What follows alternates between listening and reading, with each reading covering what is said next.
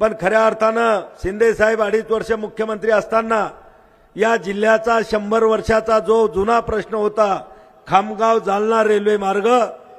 केंद्र सरकारनं आड घातली होती की राज्य सरकारनं 50% खर्चाचा भार उचलावा आणि शिंदे साहेबांनी ताबडतोब केंद्र सरकारला पत्र दिलं की हा बुलढाणा जिल्ह्यातला हा रेल्वे मार्ग जर झाला तर आमचं राज्य सरकार 50% खर्च करायला तयार आहे। आज त्याला मान्यता मिळाली, नीती आयोगाकडे आपला तो गेलेला आहे। बांधवांनो, या जिल्ह्यातले सगळे विकासाचे कामं असतील, बुलढाणा विधानसभाच नाही तर या बुलढाणा जिल्ह्यातील सगळे शहर, मग बुलढाणा असेल, खामगाव असेल, चिखली असेल, मेहकर, लोणार, जळगाव, संग्रामपूर, शेगाव, या सगळ्या शहरांना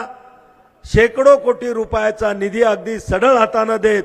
आज सगळ्या शहरांचा चेहरा मोहरा बदलण्याचं काम माननीय शिंदे साहेबांच्या कारकिर्दीमध्ये 2.5 वर्षामध्ये त्यांनी केलं।